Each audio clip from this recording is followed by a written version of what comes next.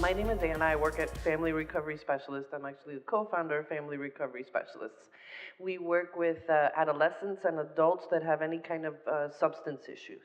Not necessarily an addiction, but kids that are at risk, kids that have been using at a little bit of a higher level that they may be more appropriate for an intensive outpatient program. And then we also work with adults and at an intensive outpatient level of care. And we're also a very family-based program because what we have come to learn is that when one person in the family uses, everybody suffers and everybody's affected. So we work real close together.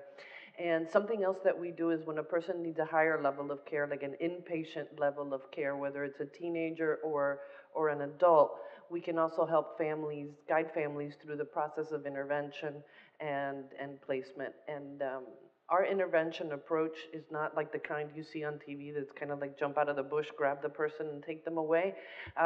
We really like to make it very invitational and very open and include that person in the process as much as we possibly can. So I bring to you close to 18 years of experience, and my best teacher was not school. My best teachers are the clients and the families that I work with, because there's a couple of common denominators between all the families, and I will start with the fact that there's a lot of love in these families. Good families. And with that, there's a lot of healing that can come. So a recap of the first session, in 30 seconds, it talked about brain development of teenagers, how they're really not hardwired for substances or for any kinds of major decisions in their life, because the brain develops from back to front. So one of the first things that's fully developed for a teenager by the age of 12 or 13 is the limbic system and the reward system. The executive function, that part that hits the brakes, that allows them to think through the consequences, that piece is really not fully developed up until, the 20s. And insurance companies are the ones that know that the best, because they hold out till 25 before the insurance drops. So that's a recap of session number 1. So, welcome to session number 2. And here what we're going to look at is the most common drugs of abuse in teenagers and what to look for. And there's really a lot of things out there these days that the kids are up to. I want to be able to start with giving you some statistics specifically related to substance abuse in teenagers. We have approximately 40 million Americans aged 12 and older that have substance problems. And again, this is on the spectrum between between abuse through to dependence, because addiction, the disease of addiction and alcoholism, is a progressive disease. It doesn't just start from one moment to the next. There's steps and there's a progression that goes along. More than 90% of people with a substance problem began smoking, drinking, or using other drugs before the age of 18, and more than 96% began using these substances before the age of 21.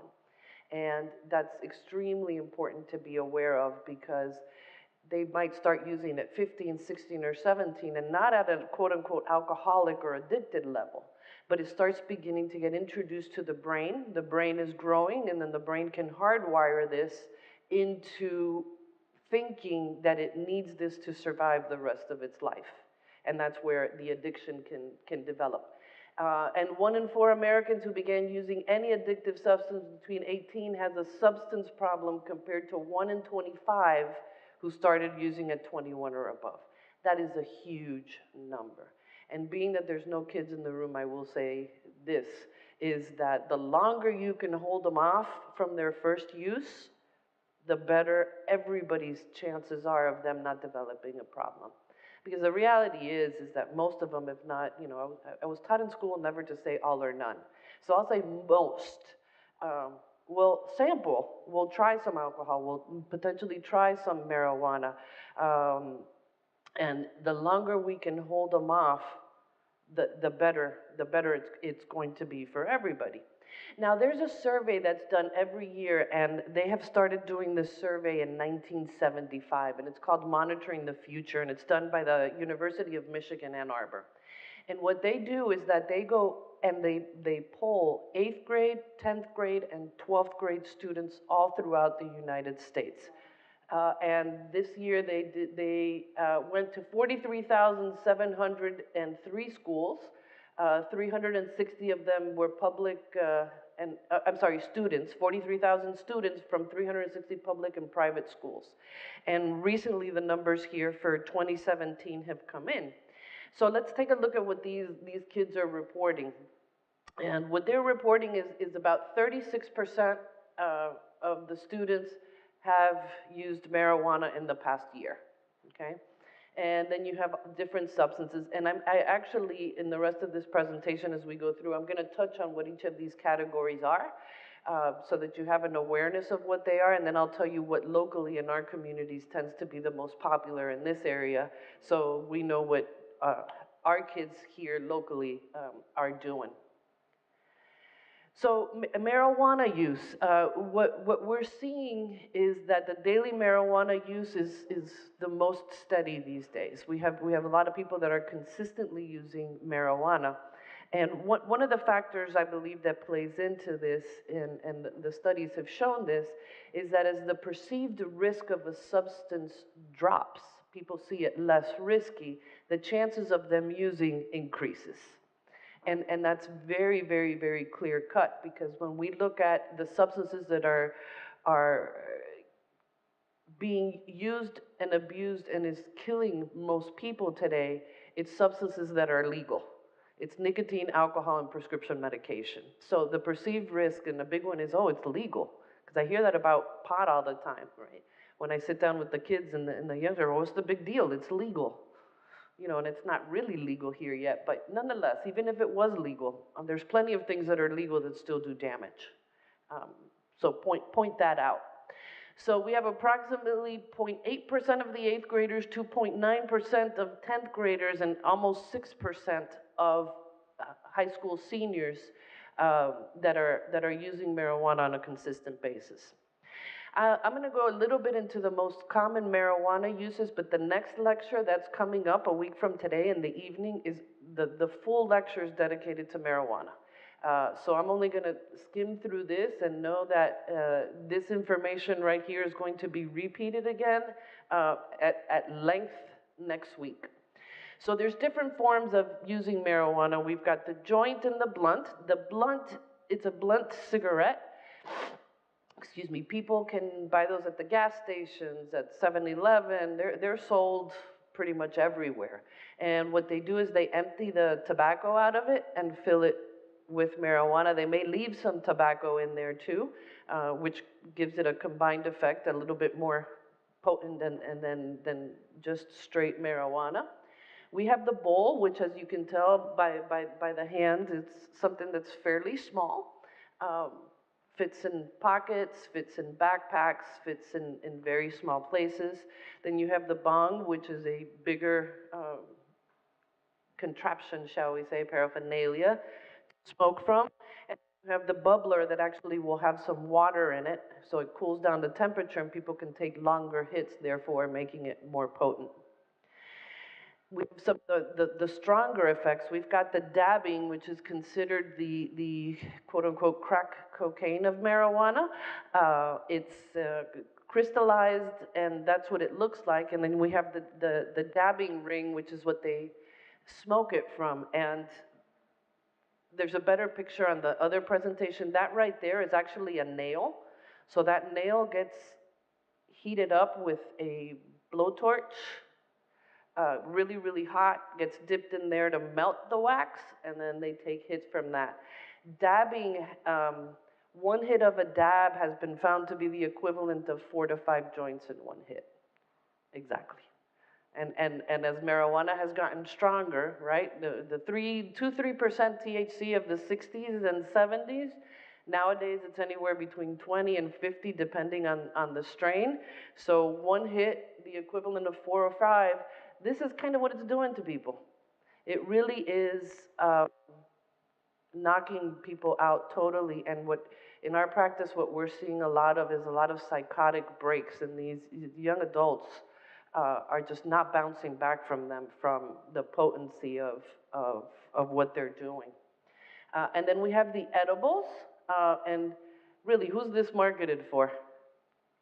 Yeah, it's It's marketed for kids. It's marketed for kids.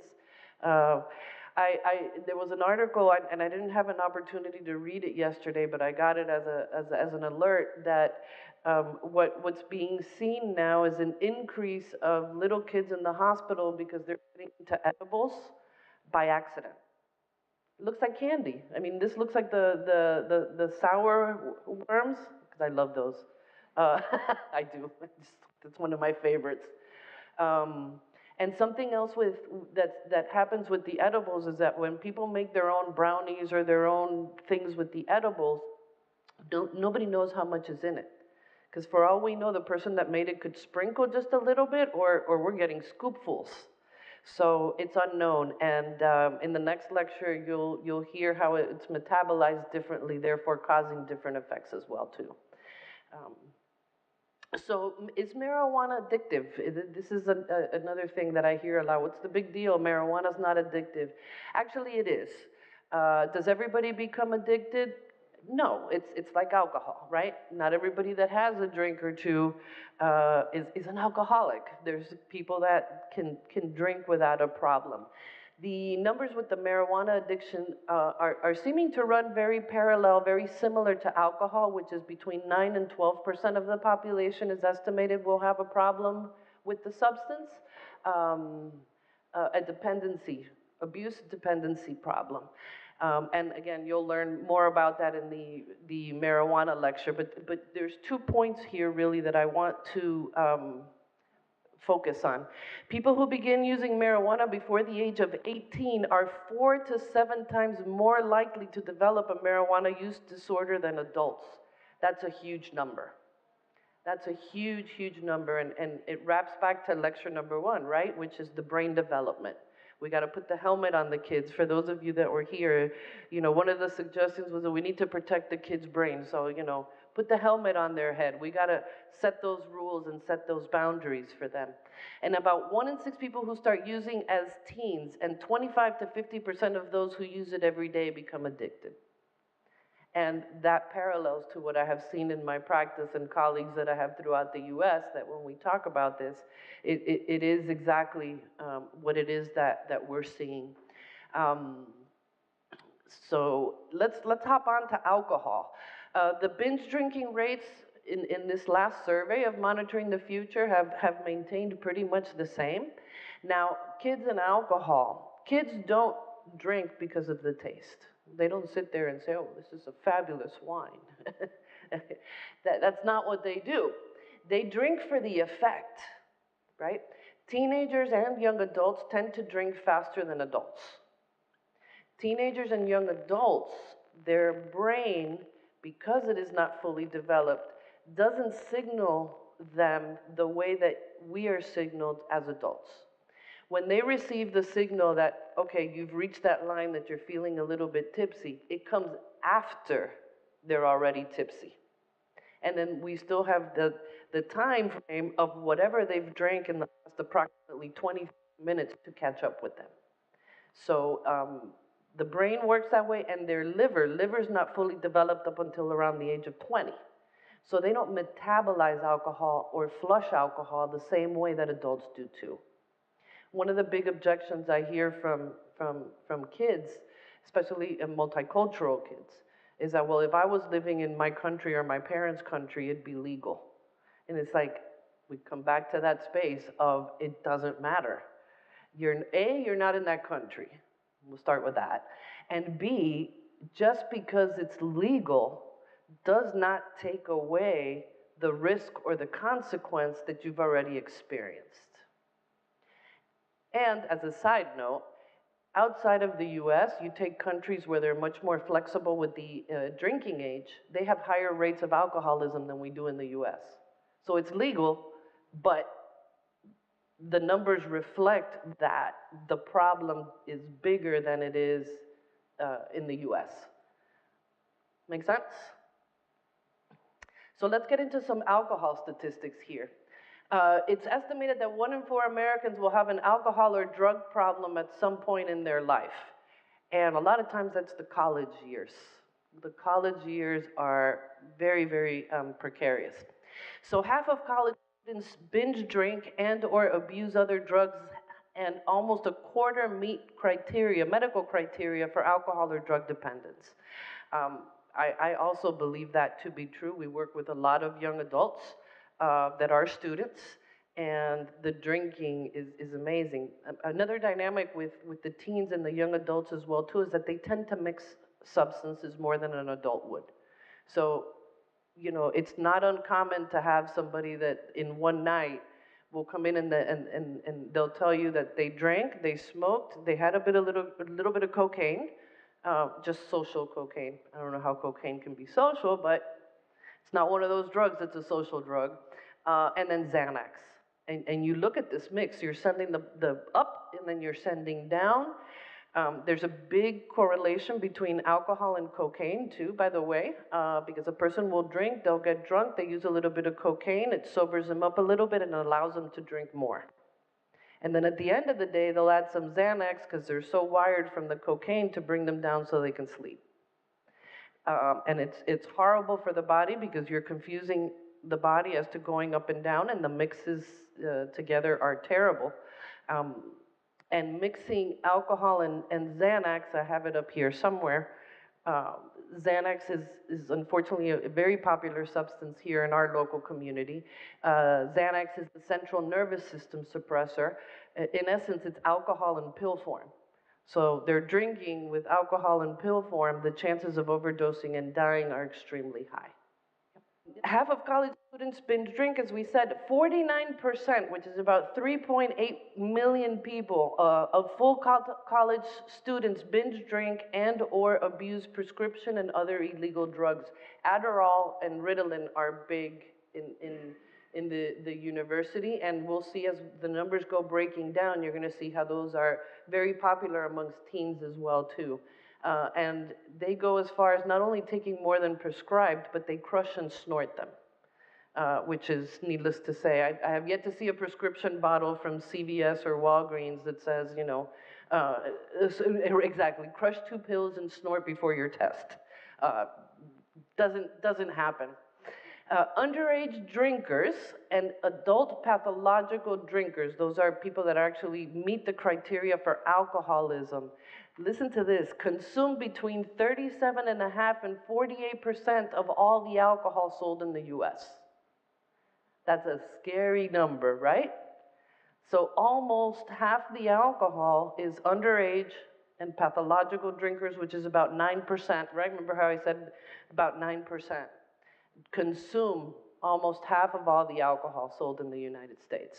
And then we have the alcohol poisoning, and then the last bullet point again, statistics, this is huge. A person who begins to drink at the age of 15 is 4 times as likely to develop an alcohol dependence. And to flip that around, if we hold the person off to at least the age of 20, their chances of developing an alcohol problem is reduced by 70%. 70. That's a huge number. And again, no kids in the room. Let's hold them off as long as we possibly can. The brain at a young age is just not ready to have any of this introduced. Sir, your question here. So we have what binge drinking. Binge drinking is actually defined 4 drinks and for men, 5 drinks for women in 2 hours. That's what's considered binge drinking. And when we look at the level of drinking in college, right, that they get sick, they get hungover, it's really, I have yet to meet somebody that says it was so cool, I was able to throw up, I like to throw up. No. What I hear from some of these binge drinkers when they do throw up, they're like, it was gross, it was disgusting, but you know what, I was able to drink more after that, is usually what I hear. And I'm like, well, did you throw up again? They're like, yeah, but I was able to keep going. Why do they do that? That comes back to the space of they're seeking the feeling.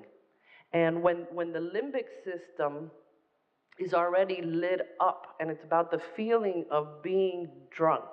And for some people, it reduces their social anxiety, right? Because I've had people tell me it's a social lubricant. It makes it easier for me to talk to a guy. It makes it easier for me to talk to a girl. It makes it easier to hang out with my friends in a crowded environment.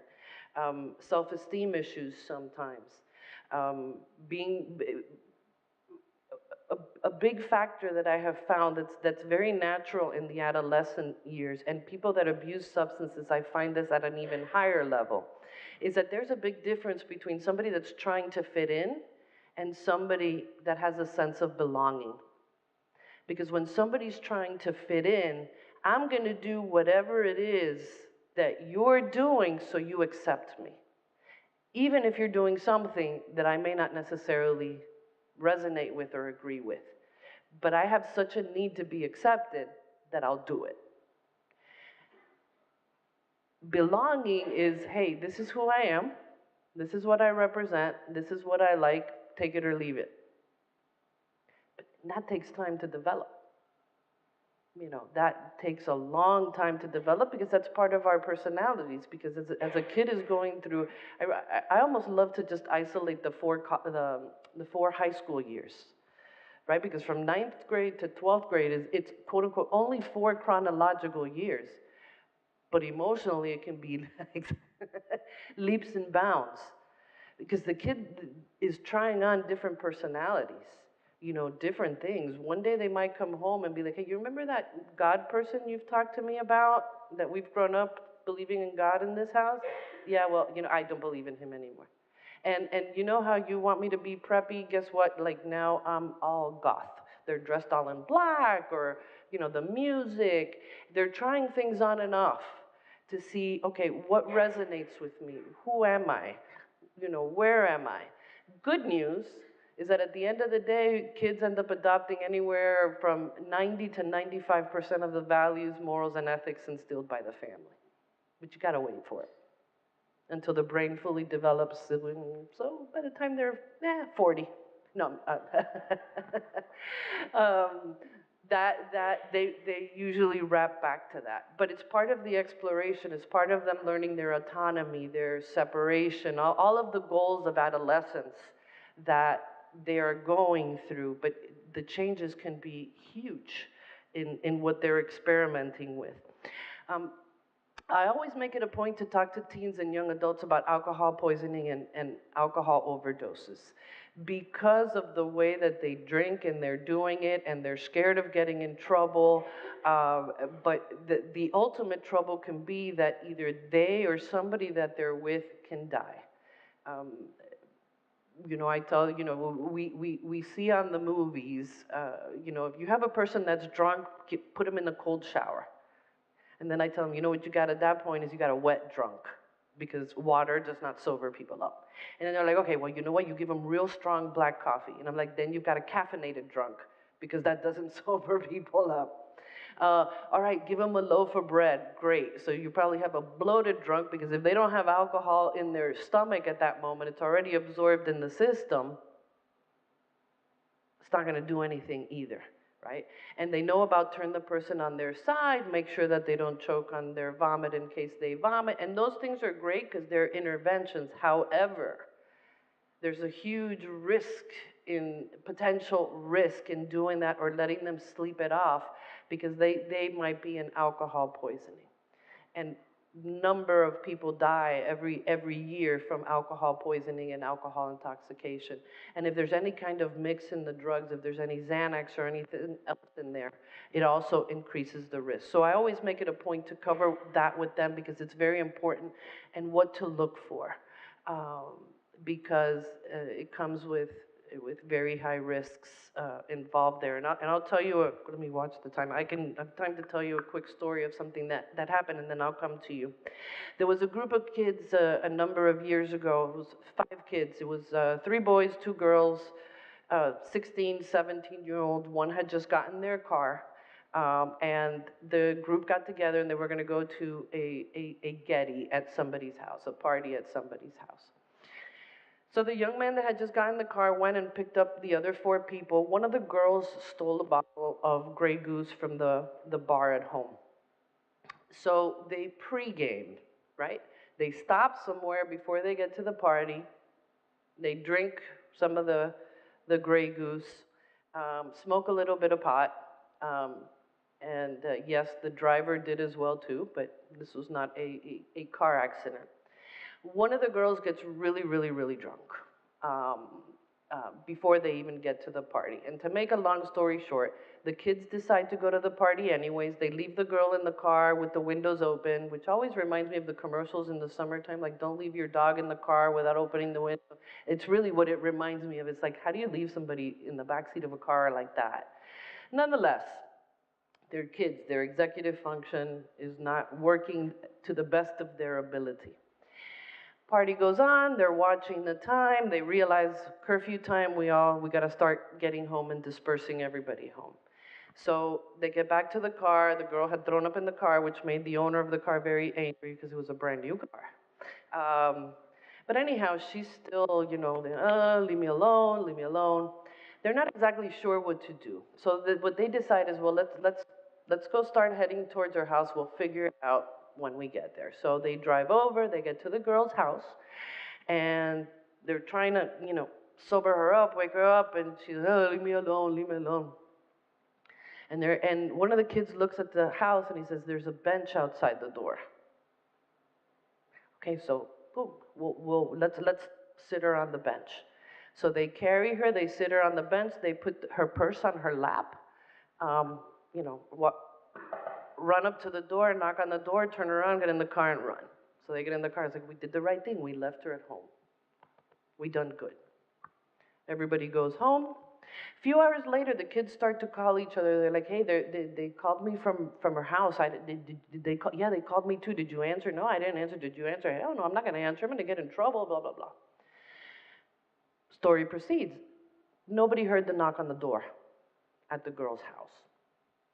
So the family doesn't think to go and look outside because she has keys to the house. Makes sense to me. I wouldn't go outside to see if my kid's sitting on the bench outside the door. So they call the police. And this is a family that lives in Pinecrest. So like here on the beach in certain neighborhoods, right, the police will actually come out to the house rather than take the report over the phone of your missing child. Yes. So call the police. The police says, we're dispatching an officer. An officer will be at your home. Officer gets to the home. What does he find? This young girl had slipped off the bench and she was dead from alcohol poisoning. 2 feet from her front door.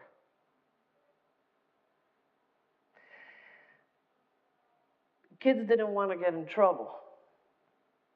And I tell this story to the high school kids when I speak to the kids, because then my next question is, who's at fault?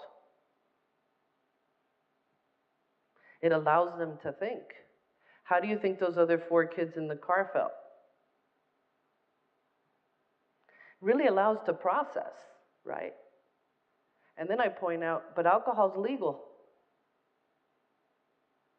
Still has the effects, right? Doesn't take away the consequences of what happened. And this can happen to anybody. Alcoholic, not alcoholic, right? This is something that can happen, that does happen. But the importance of seeking the help when you need it, get in trouble, bite the bullet. Pay the consequence, learn, but potentially save a life. So what they seek, sir, based on your question, is the feeling.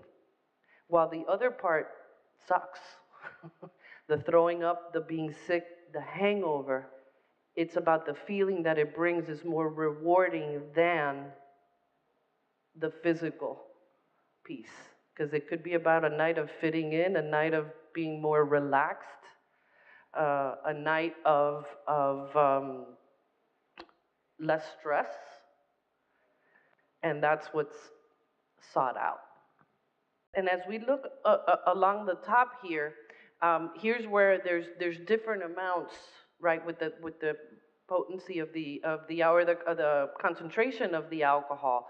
In our distilled spirits, our gin, rum, tequila, it's about 40% alcohol. Beer is about 5%. Malt liquor is about 7%, and wine is about 12%. So absolutely, it's going to be dependent on what choice the person is making. Other factors that play in is going to be body weight, tolerance levels. because boy, there's some people that I've met that their tolerance. I mean, they drink 3 bottles of wine in one night and that's what gets them drunk. Bottle 1 and 2 is just a primer to get up there. They can drink 2 bottles of wine and there's absolutely no effect. And the time frame that we're looking at for that is approximately 2 hours. But now being that we have the younger population that drinks faster, that time lag between the absorption from the stomach into the bloodstream shortens. And late stage alcoholism, once it goes through that same person that was drinking 3 bottles to get drunk, at some point, if they continue to drink that way, may reach the point that 2 glasses of wine gets them drunk because the body is just not flushing the alcohol out.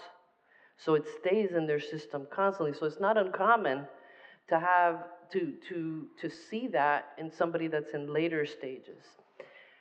In the recent past as well too, we're seeing late stage alcoholism in people in their late 30s and 40s.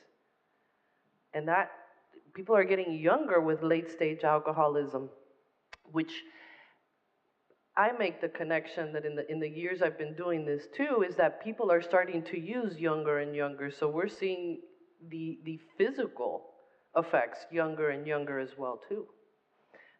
And these are folks that have little kids, late 30s, early 40s, that are already chronic alcoholics. And that's part of the factor. And then we have the brain signaling. The brain signaling just doesn't work the same. I remember I was at a this was interesting because it was at a professional conference with substance abuse counselors, and they actually served alcohol, which is bizarre. I know, it was like, okay. Anyhow, and I'm sitting with someone who is part of the conference, and he orders a beer, and then he orders another beer, and then he pulls out his phone, and he says, I've got a great app that tells me how much I can drink. I plug in my height, my weight, how much I can drink and still get in the car. And I'm like, oh, this is scary. I'm like, cool, gotta go. And I walked away with my water. But I was, it's like, wow. Because how do we define if something is a problem? I mean, I'm not saying this person has a problem, but, I don't know about you all, but I don't have an app on my phone that says how much I can consume before I hop in my car. Just like I've had people, I find this really amusing, who have the little Ziploc baggies, the real small ones, and a scale, right? And I'm like, all right, so how much drugs are you slinging, just to use their term? What are you selling? Oh, I'm not selling. Then why do you have all this? Because when I go and buy my drugs, I want to make sure that I'm not being gypped, and then I like to divide them into days. I'm like, oh, that's like the little pill case I have at home that reminds me to take my blood pressure medication. I'm like, yeah, we all do that. I got a kit in the trunk of my car to test my stuff. It's like, no, let's try that again. There's a lot of other, what word can I use? Social media, music, movies, influences galore that they have access to, right? But family continues to still be the #1 influence. Now, it doesn't mean that they're not going to go out there and try something. It means that the likelihood of them doing it definitely reduces. You're swimming upstream, but having the family values and having the love are paramount. How do we shift the culture? What I believe is that we need to continue to educate people to be able to shift that culture. And teaching your kids, right, that you don't necessarily care what that family out there is doing.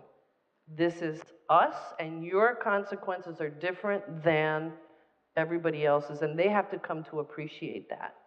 That just because this person's doing it, that person's doing it, these parents buy the alcohol. I know parents that smoke weed with their kids.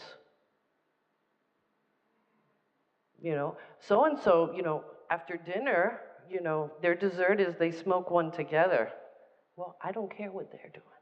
That's not what we do in our family. That's not what we do here. What I do caution parents with is coming home from work and saying, oh my God, that was such a stressful day, I gotta pour myself a drink. I do caution that, because then it's making the tie-in, how do I distress? I distress with a glass of wine. Versus I'm sitting down for a wonderful dinner, pasta or whatever, and the red wine that goes along with it. You're having dinner, you're enjoying your meal, but also not making the tie-in, oh, this pasta is going to taste so much better because of this wine. No, it's just something that comes together. You know, and it's the tie-ins, it's the tie-ins that are made that I think are very important in how they associate that and seeing the responsible drinking.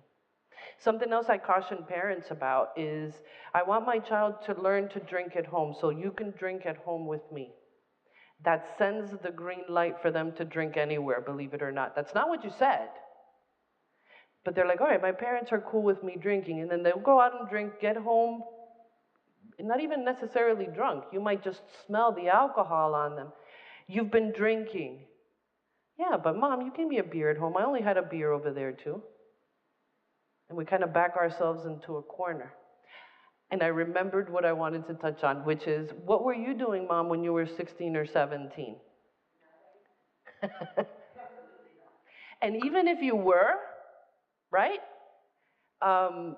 The answer is, and we won't say it this way, but really what it is that you need to know 100% about your kids, and you never will, but it's not a rule that's exclusive in the other way too, that they need to know 100% about you. And kids get mistaken, like, well, if, you did it, or blah, blah, blah, or you have to tell me. No, you don't.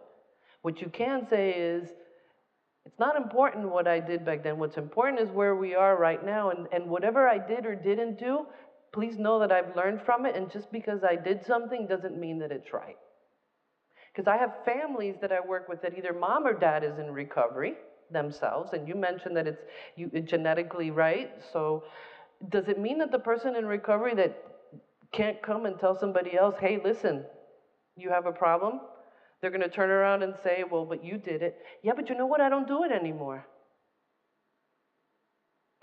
So rather than copying me on the using, copy me on the recovery. So it's not a two-way street. And kids these days, I mean, I know when I was growing up, I remember the public service announcements that would come on the TV. I remember it vividly. And not only is the cracking egg, frying egg, this is your brain on drugs, which I still remember. But there was another one that said, parents, you need to be friends with your kids. You know what? We hit the big BS button on that one. Your kids have enough friends. They need parents, right? They need parents to set those rules and to set those limits and to set those consequences.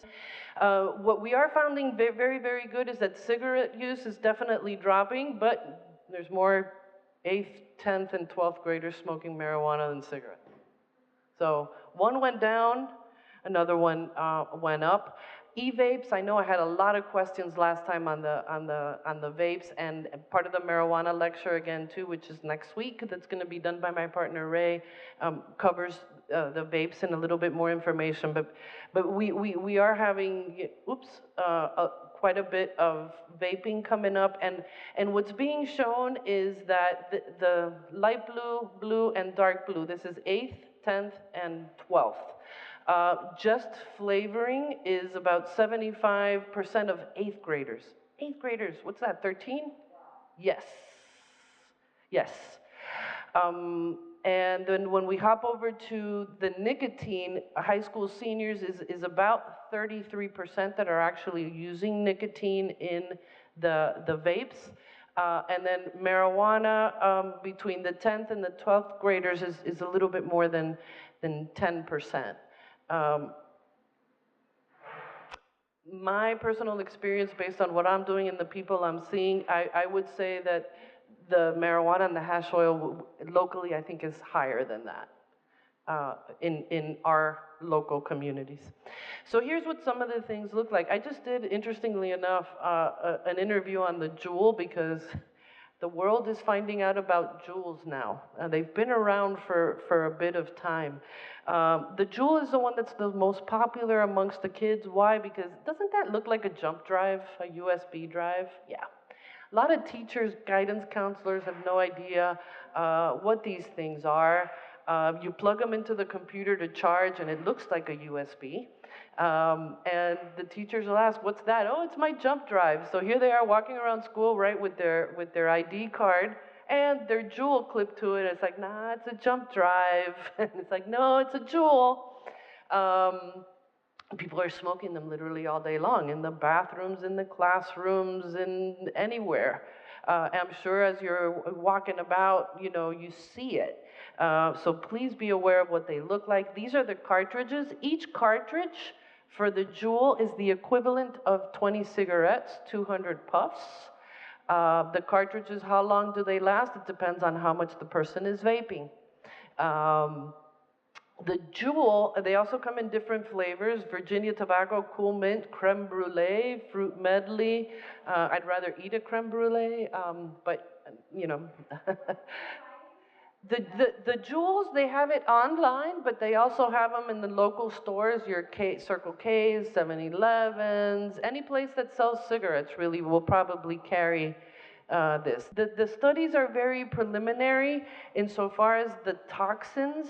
The big risk that comes in with the Juuls or any of these other, these are also different kinds of vaping mechanisms. This is actually some other liquids. These are actually marijuana liquids, by the way, because you can buy those online and they have THC, vape pens, and hash oil. Because the Juuls have nicotine, and Juuls again is the one that tends to be the most popular for kids because they look like USBs and et cetera, et cetera. They're easy to hide. Is that it has nicotine. Nicotine releases dopamine, and nicotine is a very addictive substance. So, insofar as some of the other toxins, they're not there, but they're not. The studies are kind of mixed, and it's too early on to know what maybe some of the flavoring and the other things may be doing. No kids in the room, so I will say that if it's smoking cigarettes versus smoking a Juul, the Juul I think would potentially looks like something would be better, but again, neither one is really an option for somebody young, or shouldn't be an option. And they're very easy to get a hold of, very, very easy to get a hold of. The kids sell it to each other. With the monitoring the future showing a prescription and over-the-counters, here are the categories. I just want to go over them real quick. And by the way, I have a quick reference guide for you like last time, so this is also on the quick reference guide for you. We have our painkillers, which is opiate-based. Good thing is that teenagers don't tend to use a lot of these substances. This is more of a young adult. However, very important to be aware of it because the prescription epidemic is huge and it's related to the painkiller. I have the street names, and this is on the handout for you as well. Amphetamines, which is our Adderall and our Ritalin, increased energy, weight loss, concentration. It also allows more alcohol to be drank. It's a stimulant like cocaine, brings down the effect of the alcohol, so it increases the capacity to drink more. People are aware of this, and they do this purposefully to drink more. In some cases. Our sedatives and tranquilizers, these are actually two different categories. However, I put them together because the differences are minimal in the two. This is where we have our Xanax, Valium, Klonopin, Ativan, and the generic names, the vast majority end in PAM. Alazapam, Pam, Pam, Pam. So if you see Pam at the end of any medication, it's in this family right here. It's a central nervous system suppressor. They use it for panic attacks. They use it for chronic sleep disorders. This is your alcohol in pill form. That people do mix it, and remember, teens and young adults discern less than that. They mix way more substances than an adult would take the chance on. And combining alcohol with Xanax. Xanax is the one that's the most popular here, also called bars, Xannies. Google, by the way, is a great tool. So if you hear your kids say something weird like pink monkeys or whatever, go Google it. Pink monkeys is ecstasy. You'll hear some bizarre, yes, go to Google. Google is great. Cough and cold medicines, very, very important. We have a bunch of these. We have Coracetin, triple C's. They look, they're also called Skittles because they look like Skittles. They're little red pills. Robitussin, Robotripping, NyQuil, Theraflu. It has dextromethorphan. Dextromethorphan in large quantities is a hallucinogen, and this is also this makes people very sick insofar as throwing up. But once it's in the system and they're hallucinating, they take it for that effect. I had a young man once, by the way, with triple C's. Triple C's also have acetaminophen, 375 milligrams per pill.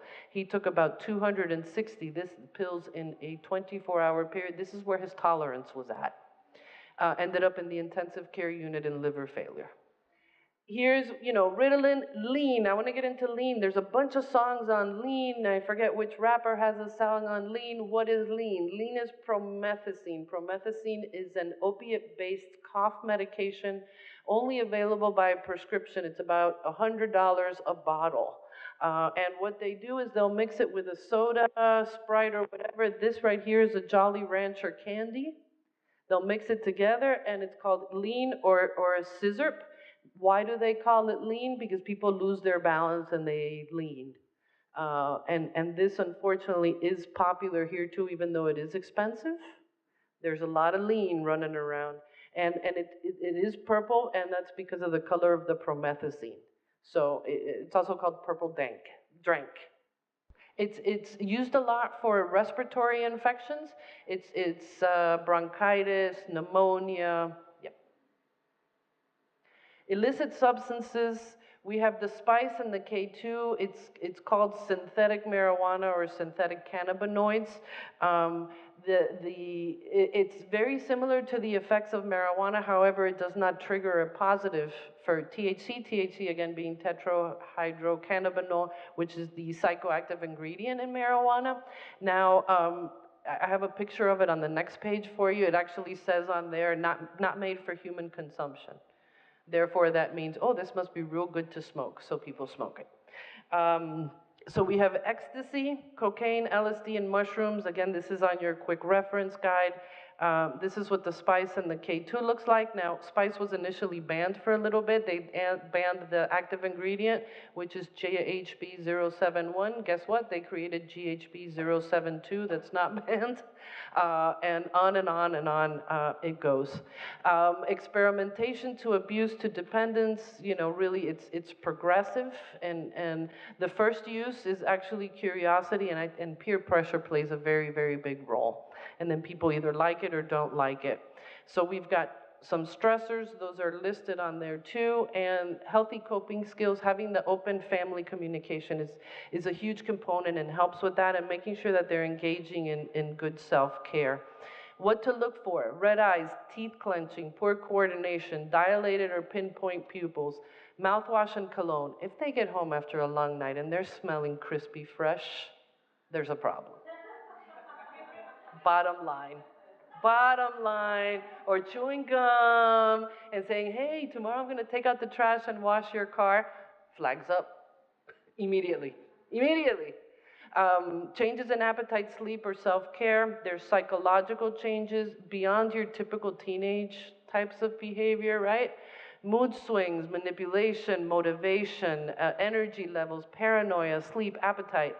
Isolation from family, defiance towards rules, again, beyond your average teenage, because we expect some of these things. Secrecy, lies, change in peers. If you no longer know the friends, flags up. Decreased academic performance, loss of interest in hobbies, argumentative and irritable beyond the typical teenage, right? What to do? Keep reassuring your child you love them. If you have a concern, address it. Definitely. Hit things head on. Set clear rules and expectations. Allow for consequences if rules are violated. Consequences are the best teachers that we have. Say what you mean what you say, and don't say it mean. No need to argue about it. This is what it is. And keep reassuring your child you love them. Remember, the helmet. So, did I say keep reassuring your child you love them? Yeah, I did, right? We're rejecting the behaviors. We're loving your child. We're rejecting the behaviors. And I love this quote. Sometimes my children think I'm getting on their back. What they don't understand is I'm the only one who has their back. Remember, they have too many friends already. Or they have enough friends, I'm sorry. They need parents to come in and set the rules, put the helmet on the head, protect them. Thank you very much for being here. I kept you an extra 10 minutes, but thank you for being here.